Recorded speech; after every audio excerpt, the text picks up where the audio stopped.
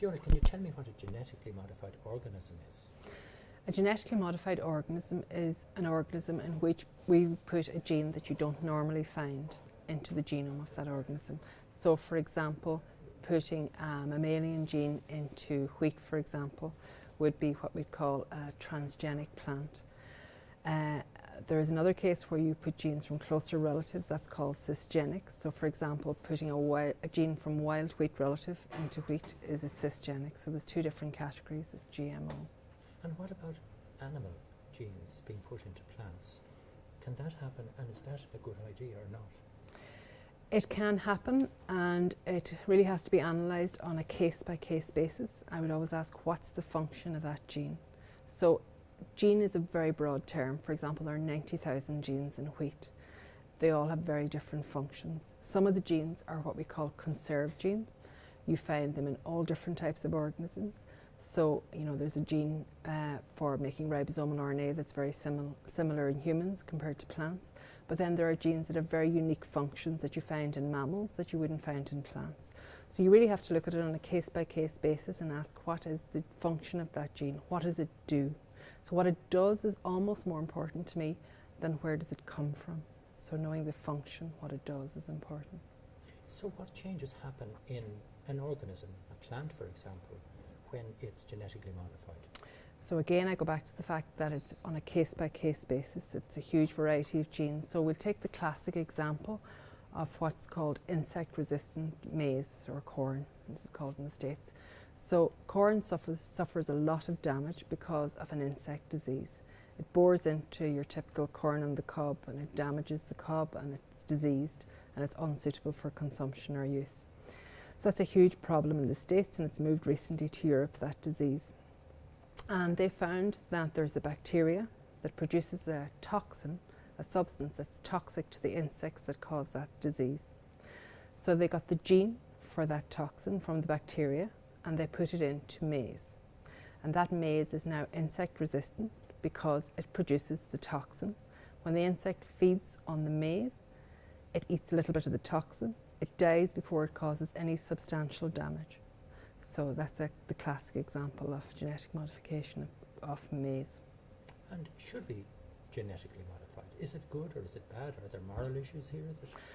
There are huge issues. I mean, it's much broader than GM crops. There's a huge socio-economic issue, trade barriers, etc., to food security. So there's a whole issue. It really relates back to food security, the security of food supply in the future.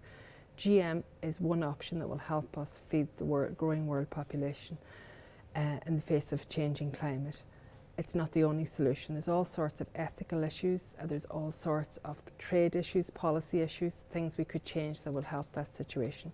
GM is one arm in the race to feed the world population.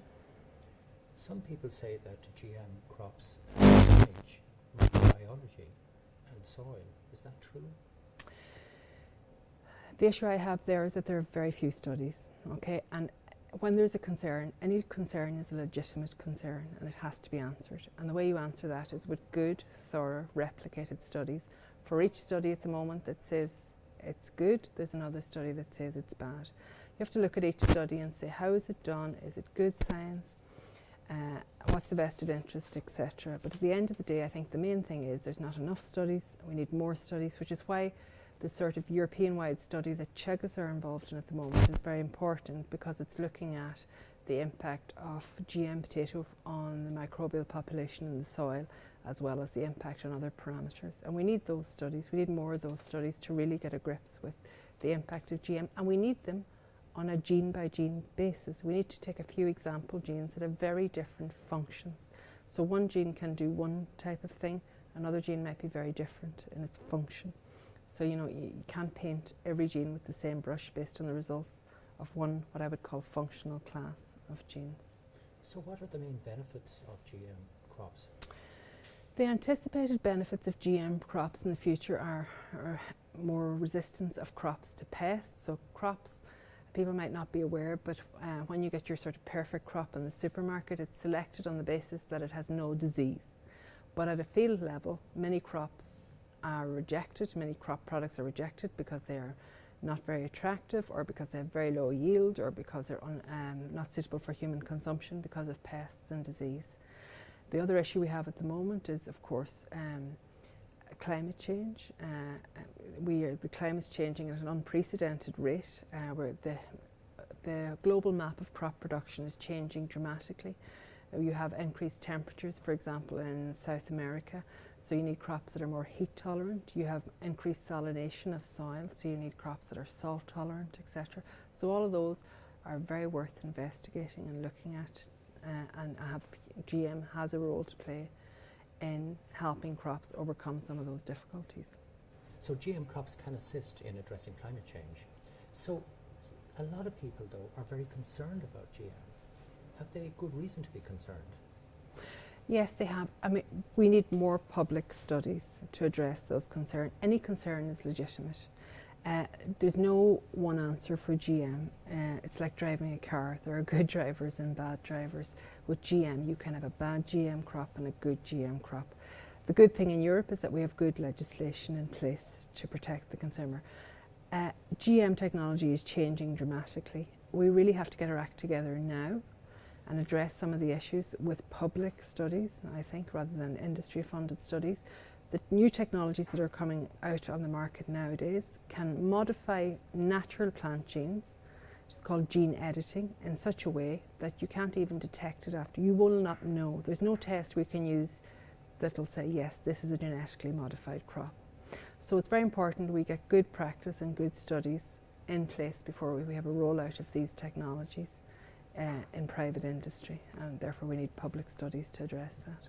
And are you concerned about GM yourself? Sorry, can we just go back over the last thing? Okay. Mm-hmm. So you're concerned why?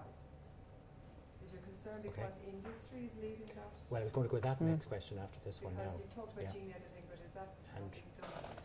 I was hoping that that might come in your answer, is the whole corporate thing, Yes. you know? Can we go- Because if I just say, so are you concerned yourself? You know, Mm-hmm. well, whatever, but it would be nice to get that into that answer, you know, okay. rather than me prompt you about corporates, you know? Yeah. So Fiona, are you concerned yourself about GM? Again, it's on a case-by-case basis. On a more holistic level, I'm worried that all the research would go into industry and that we'd have a lack of public funding. We need public open funding where people have no major vested interest to see, are there alternative technologies for GM out there other than those owned by industry? Are there implications of GM, good, bad or indifferent? We need to go in with an open mind. And for an open mind, you were talking about publicly funded research. So who really benefits from GM today? At the moment, it's a handful of big multinational companies that have the major benefits from GM products. You know, if you want to make a GM crop, you have to use technologies owned by multinationals, and you may or may not be allowed to use that on a case-by-case basis. So there are concerns there about the availability of the technologies for multiple users other than the private industry, and also who owns seed. So I think again it comes back to more public research so that we don't get into a situation which we got into in the 90s. So in the 90s I worked in the UK when you had the release of Flavour Sabre tomato and the first big release of GM crops. And really the sort of public outcry against it, legitimate, but the implications of that were that it reduced the amount of state funding into plant biotechnology dramatically, which in turn had the consequence of allowing the multinationals to monopolise that area. And we have to move away from that. Not all big companies are bad. I don't want to paint that image.